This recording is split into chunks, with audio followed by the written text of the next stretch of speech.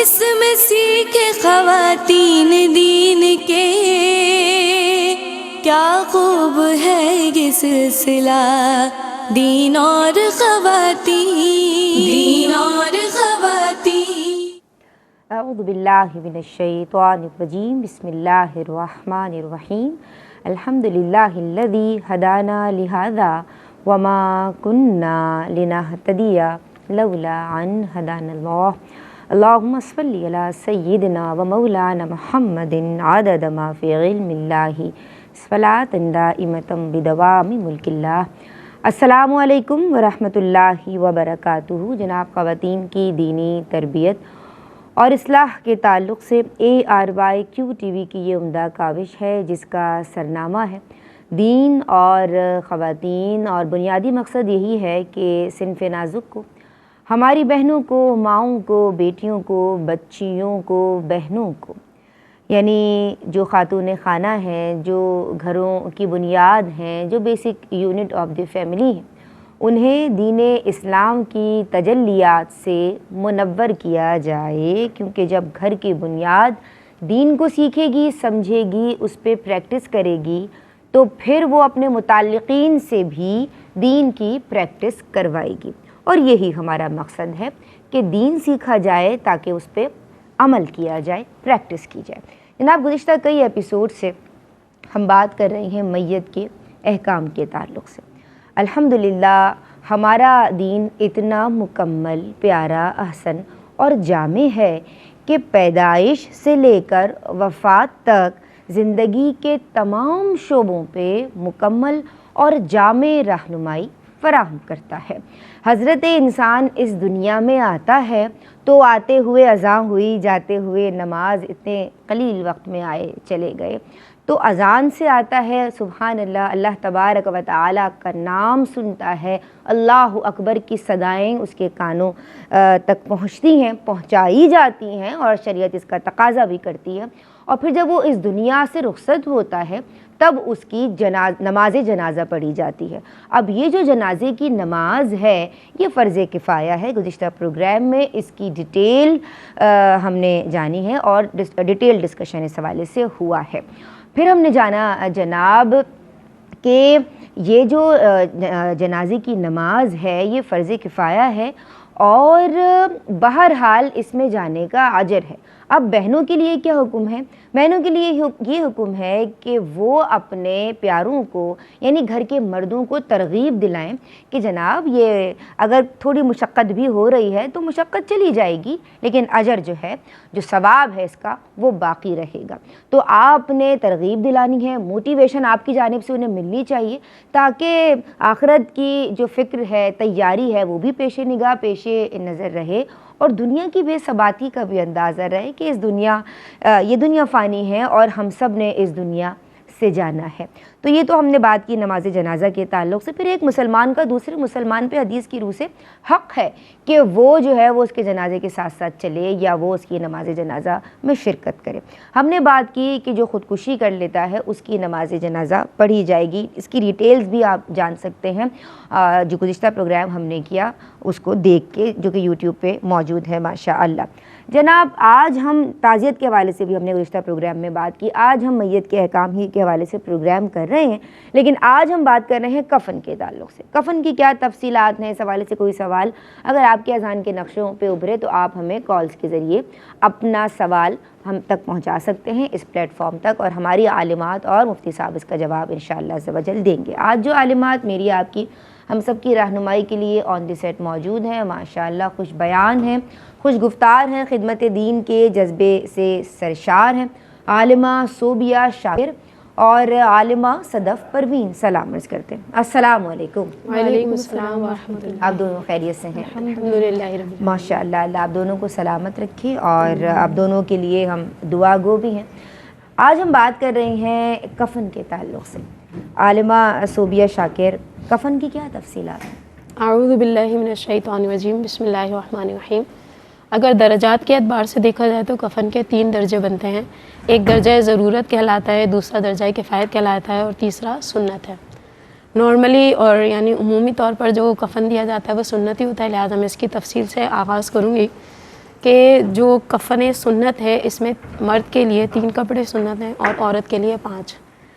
پھر وہ 3 کپڑے جو مرد اور عورت دونوں کے لیے مشترک ہیں، ان میں لفافہ، ازار اور کفنی یا قمیص شامل ہیں، اور عورت کے لیے جو 2 کپڑے اضافی ہیں ان کے اندر اوڑھنی اور سینہ بند اس کا اضافہ ہوتا ہے۔ جی، اگر ان کی پیمائش وغیرہ کی تفصیل کی بات کی جائے تو لفافہ اس بڑی چادر کو کہتے ہیں جو میت کے قد سے اتنی زیادہ بڑی ہو کہ دونوں سائڈ سے، یعنی سرہانے کے سائڈ سے اور پاؤں کے سائڈ سے اس کو جو ہے وہ باندھا جا سکے۔ اور پھر اس کے بعد ہوتا ہے ازار۔ ازار ہوتا ہے میت کے پورے قد کے برابر، یعنی سر سے لے کر اور پاؤں تک اس کی لمبائی ہوتی ہے۔ اس کے بعد جب کفنی ہوتی ہے تو وہ ہوتی ہے گردن سے لے کر اور گھٹنے کے نیچے تک۔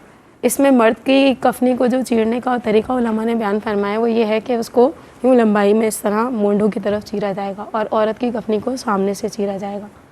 اس کے بعد جو ہوتا ہے وہ عورت کے لیے جو اوڑھنی ہوتی ہے وہ 1.5 گز اس کی لمبائی بیان کی گئی اور چوڑائی چہرے کے مطابق ہوگی۔ اور اس کے علاوہ جو سینہ بند ہے اس کو جو ہے وہ خواتین، یعنی جو خاتون کا بریسٹ ہے یا بغل کے نیچے سے کہہ لیں، یہاں سے لے کر اور ناف تک، اور بہتر یہ ہے کہ وہ ران تک ہو۔ تو یہ کفن سنت کی تفصیل ہے۔ اس کے بعد کفایت جو ہے وہ مرد کے لیے 2 کپڑے بیان کیے گئے ہیں، لفافہ اور ازار، اور عورت کے لیے 3 کپڑے ہیں، لفافہ، ازار اور اوڑھنی، یا لفافہ، قمیص اور اوڑھنی۔ تو یہ تفصیل جو ہے وہ کفن کی ہے کچھ۔ اور اس کے علاوہ جب کچھ بھی نہ ہو میسر تو کم سے کم جو ہے وہ اتنی چیز ہو جس میں پورا بدن ڈھک جائے تو اسے کفن ضرورت کہا جاتا ہے۔ یہ مرد اور عورت دونوں کے لیے یکساں ہی ہے کہ جب کچھ بھی نہیں ہے، خدا نخواستہ حادثاتی معاملات درپیش ہوتے ہیں، تو پھر کم سے کم اتنی بڑی چادر جس سے میت کا پورا کفن وہ یعنی جسم ڈھک سکے، تو اتنا جو ہے اس کو کفن دینا یہ کفن ضرورت کہلاتا ہے، اور اس طرح ان کی تکفین کی جاتی ہے۔ جناب ماشاء اللہ، میں آپ کی سمت ہوں گی عالمہ صدف پروین، اور کفن کے حوالے سے آج ہم بات کر رہے ہیں، تو کیا کفن سفید رنگ کا ہی ہونا چاہیے؟ اس حوالے سے ہمیں سمجھائیے۔ اور جو کپڑا ہے، یعنی جو اس کا سٹف ہے، مٹیریل ہے، جو فیبرک ہے، وہ کس معیار کا، کس کوالٹی کا ہونا چاہیے؟ اعوذ باللہ من الشیطان الرجیم، بسم اللہ الرحمن الرحیم۔ کفن کے سلسلے میں بھی یہی تفصیلات ہیں کہ جو کفن کا رنگ ہے، ہر وہ کپڑا وہ پہنا جا جو ہم حالت زندگی میں پہنتے ہیں، مرد و عورت کے لیے ہر وہ کپڑا جو حالت زندگی میں پہننا جائز ہے، اسی کپڑے کا انہیں کفن دینا بھی جائز ہوتا ہے۔ البتہ سفید رنگ کو شریعت کی طرف سے مستحب قرار دیا گیا، پسندیدہ قرار دیا گیا ہے۔ نبی کریم صلی اللہ علیہ وسلم کی حدیث مبارکہ ہے کہ البسو من ثیابکم الابیض، کہ تم سفید کپڑے پہنو، اور کیونکہ یہ تمہارے لیے بہترین لباس ہے، اور اسی میں اپنے مردوں کو کفن دو۔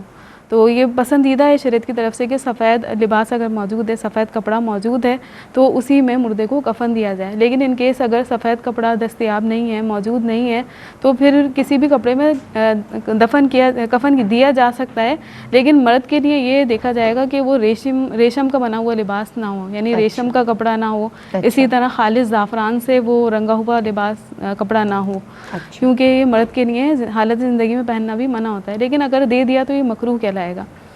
اور جہاں تک معیار کی بات کی کہ اس کا اسٹف وغیرہ کیسا ہونا چاہیے، تو اس کے بارے میں حدیث مبارکہ میں اچھا کفن دینے کا حکم دیا گیا ہے، کیونکہ اس کی لاجک یہ بیان کی گئی کہ مردے آپس میں ملاقات کرتے ہیں، اور اچھا کفن ہو تو اس پر تفاخر کرتے ہیں، یعنی اس سے خوش ہوتے ہیں اس سے۔ اب یہ کہ اچھا کیا ہونا چاہیے، تو اس کی یہ علماء کرام نے تفصیل بیان فرمائی ہے کہ جیسا مرد جمعہ اور عیدین کے دن لباس پہنتا ہے، ایسا اسٹف ہونا چاہیے مردوں کے لیے، اور خواتین کے لیے ایسا اسٹف ہونا چاہیے کہ جو وہ میکے جا کر پہننا پسند کرتی ہیں، تو ایسا لباس ان کو، ایسا کفن انہیں دیا جائے۔ اچھے سے اچھا معیاری لباس ہونا چاہیے، یعنی جس میں آپ یعنی متوسط ہو، بہت زیادہ کاسٹلی بھی نہ ہو اور نہ بہت زیادہ گدی کوالٹی کا ہو، جو آپ اچھے سے اچھا پہنتے تھے اس ٹائپ کا۔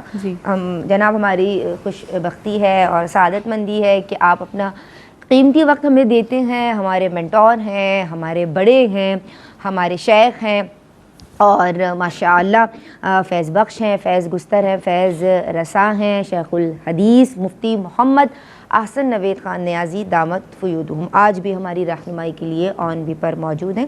جناب سلام عرض کرتے ہیں، السلام علیکم ورحمۃ اللہ وعلیکم السلام ورحمۃ اللہ وبرکاتہ۔ मिजाजी हुमायूं। अल्हम्दुलिल्लाह रब्बिल आलमीन। माशाअल्लाह, अल्लाह आपका साया आतिफत दराज फरमाए। हुजूर, हम बात कर रहे हैं कफ़न के ताल्लुक़ से, इसकी तफसीलात, इसका रंग, इसके कपड़ा, इसकी क्वालिटी, मयार, आप रहनुमाई फरमाएं। बिस्मिल्लाहिर्रहमानिर्रहीम। सल्लल्लाहु अला हबीबी मुहम्मद व अला आलिहि व सहबिहि व बारक वसल्लम।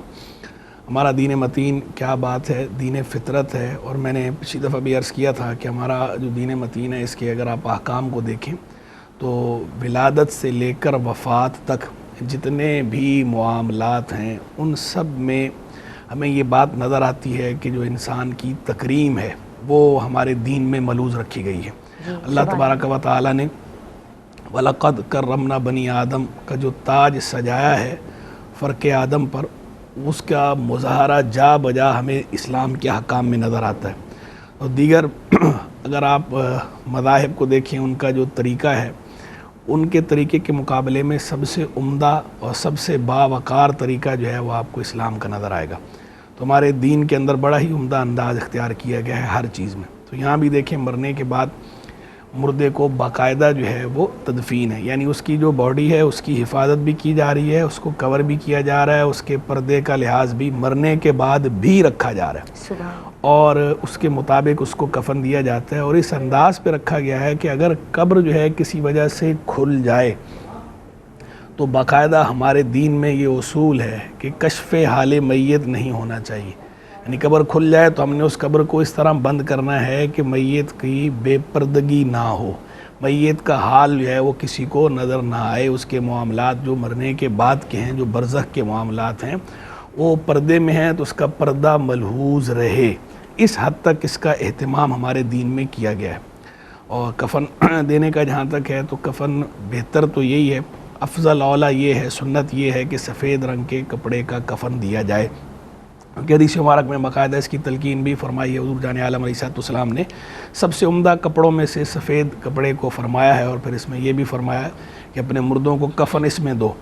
लेकिन अगर कोई सफ़ेद रंग के अलावा किसी और रंग का कफ़न देता है तो इसमें उसूल ये है कि जिस तरह के कपड़े पहनना रंग के एतबार से हों या रंग के अलावा, जो ज़िंदगी में जिस तरह का कपड़ा पहनना जायज़ है जिसके लिए, मरने के बाद उस तरह का कफ़न उसे जायज़ है। यानी मर्द को जिस रंग के कपड़े दुनिया ज़िंदगी में पहनना जायज़ हैं उस रंग का कफ़न मर्द को देना जायज़ है। जिस तरह के कपड़े, जैसे रेशम जो है वो मर्द के लिए जायज़ नहीं है तो रेशम का कफ़न मर्द को नहीं दिया जा सकता। खातून के लिए चूँकि जायज़ है तो खातून को दिया जा सकता है। बहुत शुक्रिया मुफ्ती साहब आपका, और इंशाअल्लाह हम इस सिलसिले को जारी रखेंगे इस ब्रेक के बाद। दुरूद पढ़ते रहिए।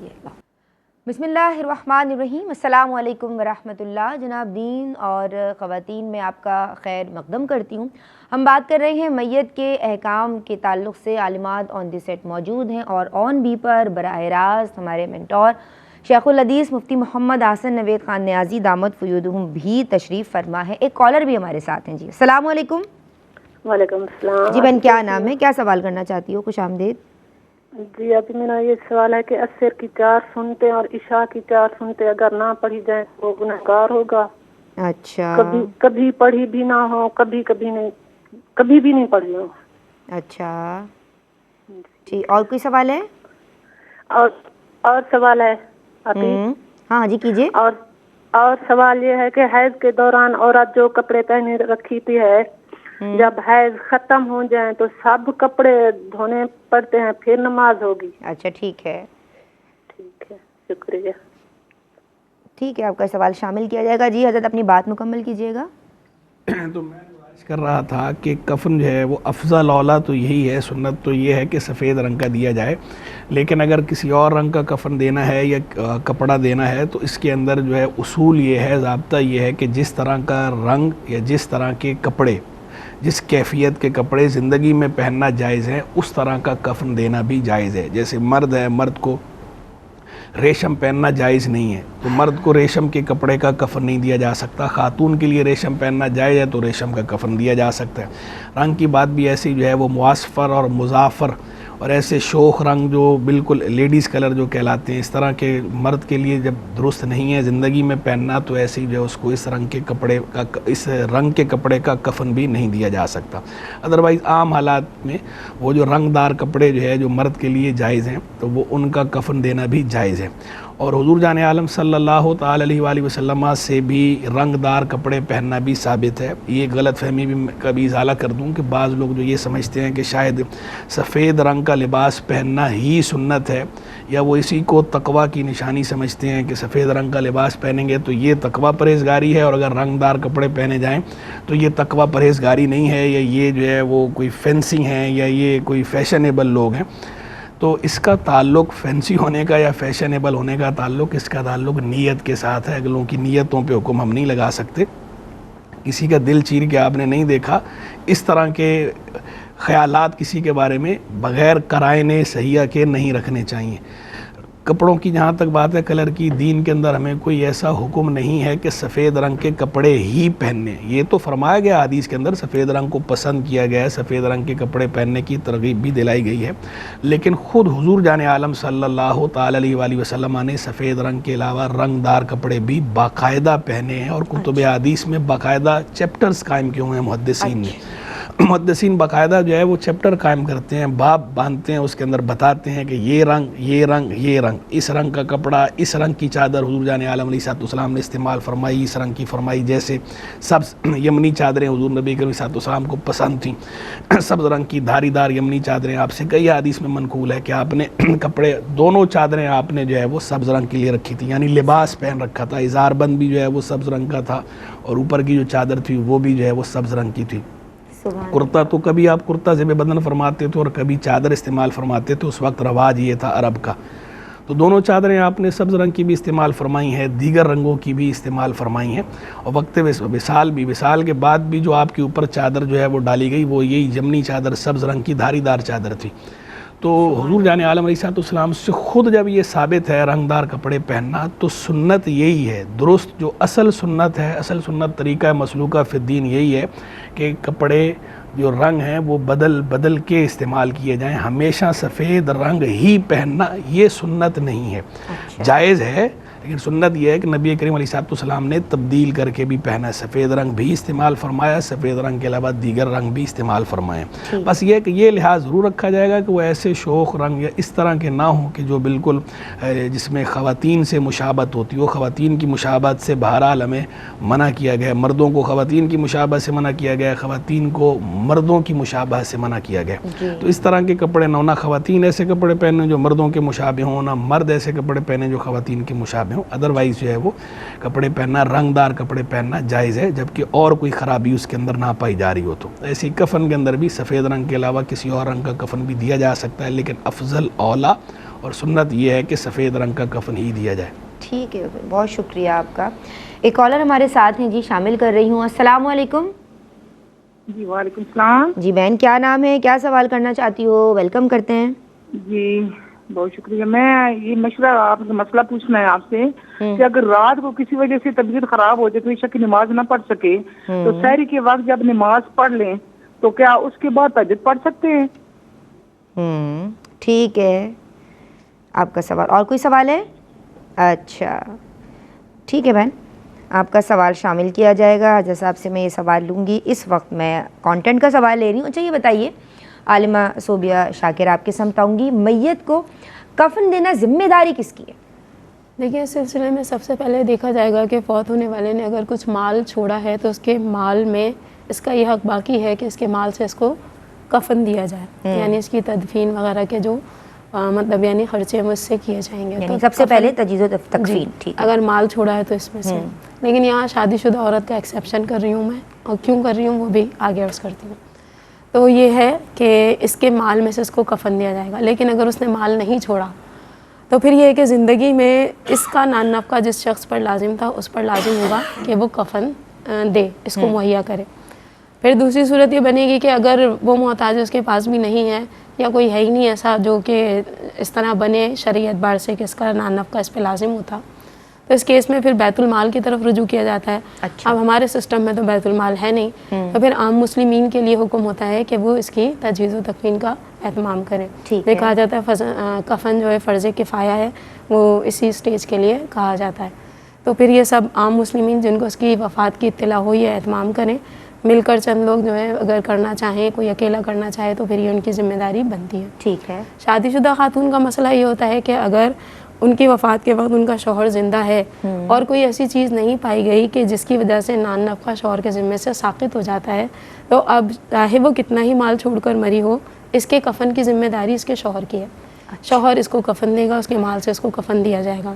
اور اس کا اگر اپوزٹ ہو، جیسے عورت مالدار ہے، شوہر کی وفات ہو گئی، تو اب شوہر کا کفن دینا بیوی کی ذمہ داری نہیں ہے. ٹھیک ہے، تو یہ تھوڑا سا تفصیل یہ الگ ہے، عورت کا مسئلہ، اس کو ذہن میں رکھنا چاہیے. تو ٹوٹل کفن دینے کی ذمہ داری کے حوالے سے یہ احکام شرع کا ایک خلاصہ ہے. ٹھیک ہے جناب، میں آپ کی سمت آؤں گی عالمہ زینب پروین. اور کفن پہنانے کا طریقہ کیا ہے وہ بیان کیجیے. کفن کی جیسے بھی تفصیل بیان کی گئی کہ مرد کے لیے سنت 3 کپڑے ہیں، لفافہ، ازار اور قمیص، اور عورت کے لیے 5 ہیں، لفافہ، ازار، قمیص. 3 تو یہی ہیں، اور چوتھا سینہ بند اور ایک اوڑھنی.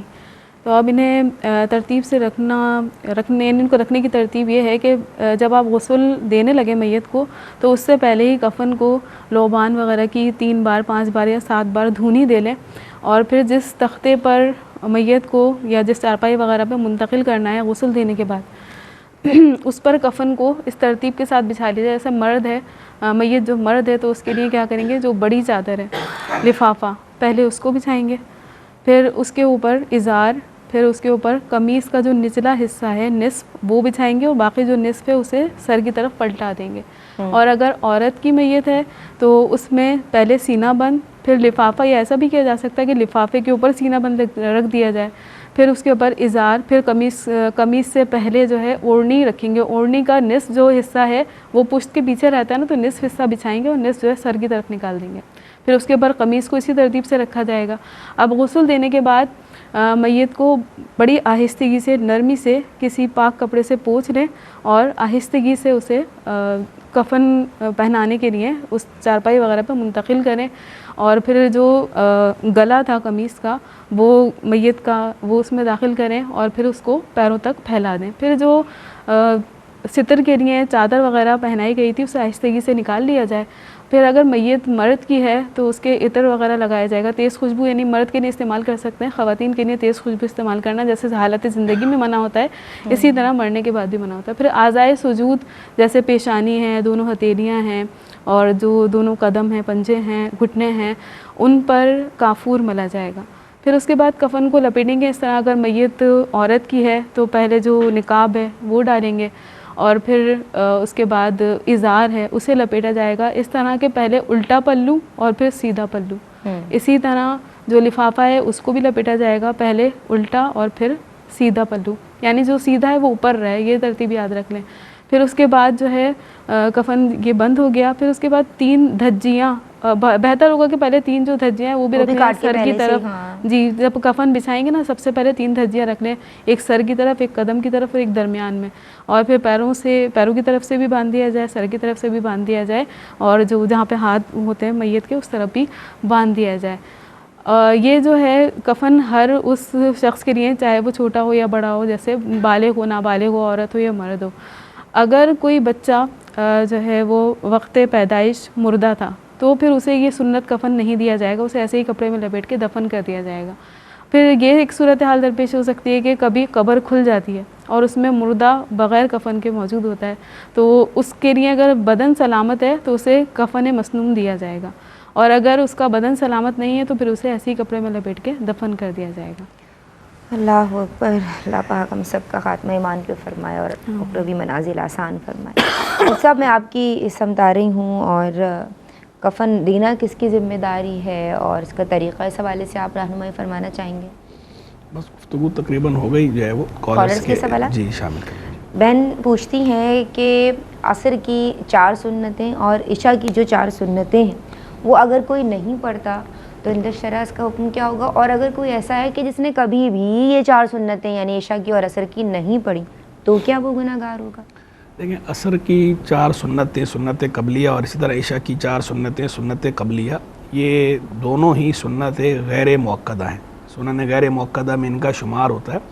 سنن مؤکدہ اور سنن غیر مؤکدہ کا یہ بنیادی فرق ہے کہ سنن مؤکدہ وہ ہوتی ہیں جن پہ حضور جان عالم صلی اللہ تعالی علیہ وآلہ وسلم نے مواظبت اختیار فرمائی ہوتی ہے، یعنی ہمیشگی اختیار فرمائی ہوتی ہے، اور کبھی کبھار احیاناً ترک کیا ہوتا ہے، چھوڑا ہوتا ہے، وہ کہلاتی ہیں سنن مؤکدہ.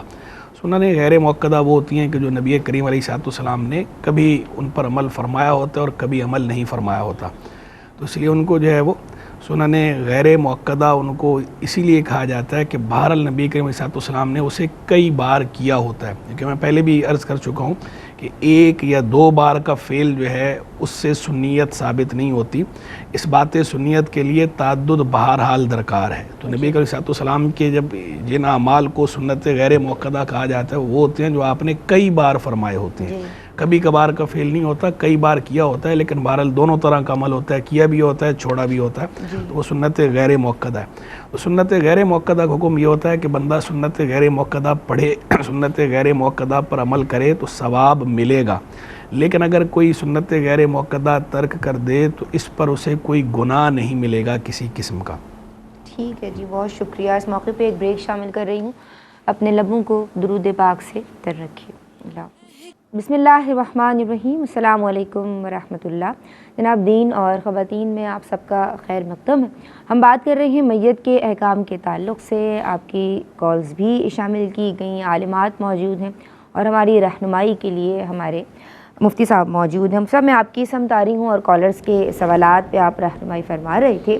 ایک سوال آپ بتا چکے ہیں، جواب شامل کیا جا چکا ہے۔ دوسرا سوال یہ بہن نے کیا ہے کہ رات کو کسی وجہ سے اگر کسی کی طبیعت خراب ہے، ناساز ہے، یا کل ٹھنڈ ہے، سردی ہے، اور وہ نماز نہیں پڑھ پا رہی ہیں، تو وہ اٹھیں سحری کے وقت اور اس وقت نماز پڑھ لیں، تو کیا اس کے بعد تہجد کا وقت باقی رہتا ہے؟ کیا حکم ہوگا تہجد کا؟ پہلے میں تھوڑا سا پچھلی بات کمپلیٹ کر لوں، پھر اس کے جواب کی طرف آتا ہوں۔ پہلے میں سنت غیر موقدہ کے حوالے سے بات کر رہا تھا کہ سنت غیر موقدہ کا حکم یہ ہوتا ہے کہ سنت غیر موقدہ پر عمل کیا جائے، وہ پڑھی جائے تو ثواب ملتا ہے، حضور جان عالم علیہ السلام کا مبارک طریقہ ہے۔ اور اگر سنت غیر موقدہ نہ پڑھی جائے تو اس میں شریعت نے ہمیں رخصت دی ہے، اس پر کوئی گناہ نہیں ہے کسی قسم کا۔ یعنی اگر ساری زندگی بھی کوئی سنت موقدہ نہ پڑھے، جیسا کہ بہن نے پوچھا، تو اس پر کوئی گناہ نہیں ہے کسی قسم کا۔ لیکن میں یہ ترغیب ضرور دلاؤں گا اور اکثر سمجھاتا رہتا ہوں کہ سنت غیر موقدہ بہرحال ہوتی سنت ہے، یعنی وہ غیر موقدہ ہے، ٹھیک ہے، اس پہ گناہ نہیں ہے، نہ پڑھنے پہ، چھوڑ دینے پہ گرفت نہیں ہے، لیکن بہرحال وہ ہے سنت، حضور جان عالم صلی اللہ تعالی علیہ وآلہ وسلم کا طریقہ ہے، اور حضور کا تو ہر طریقہ ہی برکت والا، خیر والا ہوتا ہے۔ تو سنت غیر موقدہ ترک کرنے میں ثواب سے محرومی ضرور ہے، کہ آپ ثواب سے محروم ہو رہے ہیں، تو آپ ثواب کی حاجت تو ہر کسی کو ہے، اللہ تبارک و تعالیٰ کی رضا کی حاجت سب کو ہے، اور ثواب کی حاجت سب کو ہے، تو کوئی بھی ایسا نہیں ہے جو ثواب سے مستغنی ہو، جو اللہ کی طرف سے خیر و برکت سے مستغنی ہو، کوئی مستغنی نہیں ہے، چاہے وہ کتنے ہی بڑے رتبے کا، درجے کا ہی کیوں نہ ہو۔ تو لہٰذا کوشش یہ کرنی چاہیے کہ سنت موقدہ بھی ہم ترک نہ کریں، اور اگر کوئی سنت موقدہ کسی مجبوری سے ترک کر دیتا ہے، ٹھیک ہے، جب مجبوری نہ ہو تو پڑھ لیں، کہ ویسے دیکھیں ٹائم تو آپ کے پاس ہے، نماز اگر آپ ادا کر رہی، نماز سے پہلے بھی اگر آپ نے موبائل پکڑا ہوا ہے اور نماز کے بعد بھی آپ نے موبائل ہی پکڑنا ہے، تو وہ آپ سنت موقدہ بھی پڑھ ہی لیں، کہ سنت موقدہ کے ثواب سے کیوں محرومی اختیار کر رہی ہیں۔ کوئی مجبوری ہے کسی قسم کی تو ٹھیک ہے، شریعت نے لازم نہیں کیا، لیکن اگر کوئی مجبوری نہیں ہے تو ثواب سے محروم نہ ہو۔ یہ ایسی ہے کہ جیسے دنیاوی طور پر جب ہمیں کسی نفع کی امید ہوتی ہے، تو اگرچہ جو ہے وہ ہمارے واجبات میں سے نہیں ہوتا، کوئی ضروری چیزوں میں سے نہیں ہوتا، لیکن بہرحال وہ نفع ہوتا ہے نا، پروفٹ ہوتا ہے، تو اس کی طرف ہمارا رجحان ہوتا ہے، ہمارا میلان ہوتا ہے، تو ہم کوشش کرتے ہیں کہ ہم اس نفع کو حاصل کریں۔ اور آپ دیکھیں کہ یہ لوگوں کا جو رجحان ہے نفع حاصل کرنے کا اس حد تک ہے کہ میڈیا پہ جب شوز ہوتی ہیں، اس میں جب چیزیں بانٹی جا رہی ہوتی ہیں، تو لوگ کس طرح وہ چیزیں لینے کی کوشش کرتے ہیں، یہ ان کی وہ انٹینشن جو ہے، جو ان کے اندر وہ نفع حاصل کرنے کی خواہش جو ہے۔ اب طریقہ کار ان کا درست ہے یا نہیں ہے، یہ ایک الگ پہلو ہے، میں اس کی طرف نہیں جا رہا، لیکن یہ کہ کیسی ان کے اندر خواہش کیسی ہوتی ہے نفع حاصل کرنے کی، فائدہ حاصل کرنے کی، بینیفٹ لینے کی، پروفٹ لینے کی۔ تو دیکھیں جس طرح دنیا کے معاملے میں نفع کی خواہش ہوتی ہے تو آخرت کے معاملے میں ہمیں زیادہ یہ خواہش ہونی چاہیے کہ آخرت تو وہ ہماری ہمیشہ کی زندگی ہے، جو چیز ہمیں وہاں کام آنی ہے، وہاں کی آسائش، وہاں کی آسانی کے لیے ہمیں زیادہ کرنا چاہیے۔ اور پھر دوسرا محبت کا تقاضا بھی یہ ہے کہ بندہ کسی سے محبت کرتا ہے تو اس کے طریقے کو اختیار کرتا ہے، طریقے کی بات کر رہا ہوں۔ تو حضور جان عالم علیہ السلام کا جو مبارک طریقہ جسے سنت کہا گیا ہے، وہ مؤکدہ ہو یا غیر مؤکدہ ہو، وہ جب سنت ہے تو سنت کو بہرحال ہمیں جو ہے وہ فالو کرنا چاہیے، اتباع سنت کا ہمیں حکم ہے۔ اور جو روحانی ترقی اتباع سنت سے نصیب ہوتی ہے وہ کسی اور چیز سے اتنی نصیب نہیں ہوتی۔ صوفیہ صافیہ کے یہاں بھی اسی وجہ سے اتباع سنت پہ بہت زیادہ زور دیا گیا ہے، ایک ذکر الہی، دوسرا اتباع سنت۔ یہ دو چیزیں ہیں، ان کے بغیر کوئی اللہ والا نہیں بنتا۔ جو مراتب قرب طے ہوتے ہیں انہی دو چیزوں سے طے ہوتے ہیں، کہ اللہ کے ذکر سے طے ہوتے ہیں اور دوسرا جو ہے وہ اتباع سنت سے طے ہوتے ہیں۔ بلکہ راستہ تو اللہ کی طرف لے کے جانے والا جو راستہ ہے، وہ سید طائفہ جنید بغدادی رحمہ اللہ کا فرمان مجھے یاد آ گیا۔ انہوں نے فرمایا اللہ کی طرف جانے کے سارے راستے بند ہیں سوا اس راستے کے کہ جو پیروی کرے سیدنا رسول اللہ علیہ السلام کے راستے کی۔ تو طرق سارے کے سارے خلق پر مسدود ہیں، وہی راستہ کشادہ ہے، وہی راستہ کھلا ہوا ہے، وہی صراط مستقیم ہے جو سنت ہے، تو اتباع سنت ہے۔ تو بہرحال ویسے ہمیں اپنی زندگی میں بھی دیگر چیزوں میں بھی اس چیز کا لحاظ رکھنا چاہیے۔ نبی کریم علیہ السلام کا مبارک طریقہ جو سنت ہے اسے ہمیں اختیار کرنا چاہیے، عبادات سے متعلق ہو یا معاملات سے متعلق ہو، ہماری روزمرہ زندگی سے متعلق ہو، ہمارے بازار سے متعلق ہو، مارکیٹ سے متعلق ہو، ہمارے گھر سے متعلق ہو، ہماری عبادت گاہ سے متعلق ہو، ہر چیز میں ہمیں بہرحال سنت کو اہمیت دینی چاہیے۔ سنت بہرحال سنت ہے اور سنت کو بالادستی ہے باقی چیزوں پر۔ سب کے طریقوں پر جو سنت ہے وہ فوق ہے۔ کسی کا بھی طریقہ ہو اپنی جگہ پر جائز طریقہ ہے تو ٹھیک ہے، جائز ہے، لیکن جو سنت ہے، جو نبی کریم علیہ السلام کا طریقہ ہے، وہ طریقہ بہرحال سب طریقوں کا سردار ہے، سب طریقوں سے بڑھ کر جو ہے وہ نبی کریم علیہ السلام کا طریقہ ہے۔ میں بار بار لفظ استعمال کر رہا ہوں سنت کا، اسی لیے کر رہا ہوں کہ سرکار علیہ السلام کے کچھ افعال ایسے ہیں کہ جو آپ علیہ السلام کے مقام اور مرتبے کے اعتبار سے ہیں، وہ سنت نہیں ہیں، وہ آپ کے ساتھ خاص ہیں۔ اسی لیے میں کہہ رہا ہوں بار بار سنت یعنی طریقہ، اور سنت یعنی طریقۃ مسلوکہ فی الدین، جو دین میں رائج ہو، جو آپ علیہ السلام نے کئی بار فرمایا اور جو ہمارے لیے جس میں رہنمائی ہے، جسے رول ماڈل قرار دیا گیا ہے، تو ہمیں بہرحال جو ہے وہ سنت کو اہمیت دینی چاہیے، بلا وجہ ترک نہیں کرنا چاہیے۔ لیکن اگر کوئی نہیں سنت موقدہ اختیار کرتا تو چونکہ وہ گناہ گار نہیں ہے تو اس لیے ہم اس پہ لعن طعن نہیں کر سکتے، اسے ہم برا بھلا نہیں کہہ سکتے۔ تو کسی نے اگر سنت موقدہ نہیں پڑھی تو ہم نے اسے برا نہیں کہنا، ہم نے خود پڑھنے کی پوری کوشش کرنی ہے، اور کسی نے نہیں پڑھا تو اسے ہم نے برا بھلا نہیں کہنا، اس پہ ہم سختی نہیں کر سکتے، الا یہ کہ وہ ہمارا ماتحت ہے اور ہم مربی ہیں تو پھر ہم اس پہ سختی کر سکتے ہیں، جیسے ہم استاد ہیں اپنے شاگرد پہ سختی کر سکتے ہیں، والد ہیں اپنی اولاد پہ سختی کر سکتے ہیں، والدہ ہیں اولاد پہ سختی کر سکتے ہیں، پیر و مرشد ہیں مرید پہ سختی کر سکتے ہیں، یعنی جن کا کام تربیت کرنا ہے تو تربیت کے لیے تو مباح امور پہ بھی سختی کی جا سکتی ہے، چاہے جائے کہ سنت پہ، اور وہ بھی سنت غیر موقدہ، لہذا سنت غیر موقدہ جو ہے وہ بلا وجہ چھوڑنی نہیں چاہیے۔ جی، تہجد کی نماز اگر وقت سحر کے بعد پڑھ رہی، تہجد کی نماز کے لیے جو بہن نے پوچھا کہ اگر جو ہے وہ طبیعت خراب ہے اور عشاء کی نماز پڑھے بغیر ہی وہ سو گئیں، بعد میں اٹھیں تو اب سحری کے وقت عشاء کی نماز پڑھ رہی ہیں، تو اب جو ہے وہ تہجد بھی پڑھنا چاہتی ہیں، تو پہلے عشاء کی نماز پڑھ کے تہجد پڑھیں یا پہلے تہجد پڑھیں پھر عشاء کی نماز پڑھیں؟ بہتر یہ ہے کہ آپ عشاء کی نماز پہلے پڑھیں، کیونکہ تہجد عشاء کی نماز کے بعد ہوتی ہے، تو پہلے آپ عشاء کی نماز پڑھیں اور سنتیں پڑھ لیں، اور وطر سے پہلے تہجد ادا کرنا چاہیں تو کر سکتی ہیں، پہلے تہجد پڑھ لیں پھر وطر پڑھ لیں، یا پہلے وطر پڑھ لیں پھر تہجد پڑھیں، اس طرح کر لیں۔ باقی ویسے میں ابھی اس بحث میں نہیں جا رہا کہ یہ شرعاً جو ہے وہ یہ تہجد کہلائے گی یا نہیں کہلائے گی، کہ وہ تہجد کے لیے عشاء کی نماز کے بعد سونا شرط ہے، چونکہ اس کے اندر جو ہے وہ کیلو کال موجود ہے، بعض حضرات علماء جو ہے وہ اسے ضروری قرار نہیں دیتے۔ تو بہرحال رات کی نماز جو ہے صلاۃ اللیل، اس کی ہمیں بہت زیادہ ترغیب دلائی گئی ہے، تہجد ہو تو کیا کہنے، تہجد نہ ہو تو صلاۃ اللیل تو ہے ہی صحیح، رات کے نوافل ہیں، تو رات کے نوافل کی بہت زیادہ اہمیت ہے۔ فرض نماز کے بعد سب سے عمدہ عبادت جو ہے وہ رات کی عبادت کو قرار دیا گیا ہے، رات کے نوافل کو قرار دیا گیا ہے، اس لیے جو ہے اگر کسی کا معمول ہے تو اسے ہم روکتے نہیں ہیں، وہ پڑھ لے، لیکن پہلے عشاء کی نماز پڑھے جو فرض ہے، اسے پرائرٹی ہے، پہلے عشاء کی نماز پڑھیں، سنتیں پڑھیں، اور اگر عشاء کی نماز قضا ہونے کا خوف ہے، اندیشہ ہے کہ ٹائم کم ہے، تو وطر پڑھ لیں، پھر ٹائم بچ جائے تو تہجد پڑھیں. اور اگر ٹائم زیادہ ہے تو ٹھیک ہے، بھلے پھر پہلے وطر سے پہلے بھی تہجد پڑھی جا سکتی. ٹھیک ہے جناب. حیض کے دوران کسی بہن نے جو کپڑے پہنے، کیا انہی کپڑوں میں یعنی پاکی کے بعد وہ نماز ادا کر سکتی ہے اگر وہ صاف ہیں تو؟ دیکھیں اگر ان پر کوئی نجاست نہیں لگی ہوئی تو ویسے جو نجاست ہوتی ہے وہ جو بدن سے نکلتی ہے وہ تو نجاست حقیقیہ ہے، لیکن اس کے علاوہ ویسے وہ جو حالت ہے، وہ جو حیت ہے، وہ نجاست حکمیہ والی حیت ہے، تو وہ نجاست حقیقیہ نہیں ہے جو بدن سے خارج نہیں ہوتی تو اس حیت میں. تو لہذا اگر کپڑوں پر کوئی نجاست نہیں لگی ہوئی تو وہ کپڑے پاک ہیں، ان کپڑوں میں نماز ادا کی جا سکتی ہے. کوئی ویسے نفاست کے لیے جو ہے بدلنا چاہے تو اچھی بات ہے. اچھی بات ہے. بہت شکریہ مفتی صاحب آپ کا عالمات. میں آپ کے سمت آؤں گی، کیا پیغام دینا چاہیں گی ون لائنر؟ میں یہ پیغام دینا چاہوں گی کہ یہ جو معاملات ہیں کفن کے، غسل میت وغیرہ کے، یہ بھی ہماری بہنوں کو سیکھنا چاہیے تاکہ ہمارے جو پیارے ہیں جب ان کے اوپر یہ وقت آئے تو ہم جتنے زیادہ نرمی، رحمت اور شفقت سے کام کر سکتے ہیں شاید کوئی دوسرا نہ کر سکے. اور دوسرا یہ کہ جب ہم فوت ہوں تو اطمینان ہو ہمیں کہ ہمیں غسل دینے والے موجود ہیں اور جو شریعت کے مطابق ہمیں غسل دے سکیں گے، کفن پہنا سکیں گے اور اس طرح ہماری آخری آرام گاہ تک ہمیں پہنچا سکیں گے. ماشاء اللہ.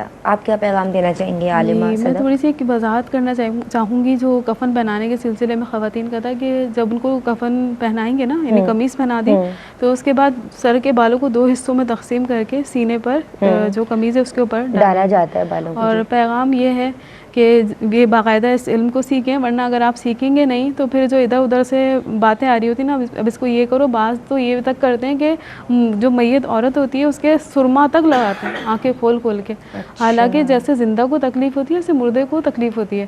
تو آپ ادھر ادھر کی جو چہمہ گوئیاں ہیں ان پر توجہ نہ کریں، جو دین کی تعلیم ہے اس پر آپ عمل کریں. تو یہ آپ کے لیے بھی مفید رہے گا اور جس کا انتقال ہوا اس کے لیے بھی مفید رہے گا. ہاں، یہ ایسا نہ ہو کہ گھر میں کوئی میت ہو گئی ہے تو پھر یہ پریشانی کے عالم میں بہنیں کہ اب ہوگا کیا، ہمیں تو کچھ آتا ہی نہیں ہے. تو دین پہلے سے سیکھیں تاکہ آپ پریکٹس کر سکیں، آپ عمل کر سکیں. ہم متعدد بار اس جملے کو دہرا چکے ہیں اور مقصد بھی یہی ہے، پروگرام کرنے کا بیسیکلی مقصد بھی یہی ہے. بہت شکریہ عالمات آپ دونوں کا. حضرت صاحب میں آپ کی سپاس گزار ہوں. ناظرین آپ لوگوں کا بہت شکریہ کہ آپ لوگ کالز کرتے ہیں، ہمارے پروگرامز دیکھتے ہیں. اور دین سیکھنا ہے، سکھانا ہے اور شریعت مطہرہ کی تعلیمات پہ عمل کرنا ہے، یہی عزم ہے، یہی موٹو ہے. آج کے لیے بس اتنا ہی. السلام علیکم ورحمۃ اللہ.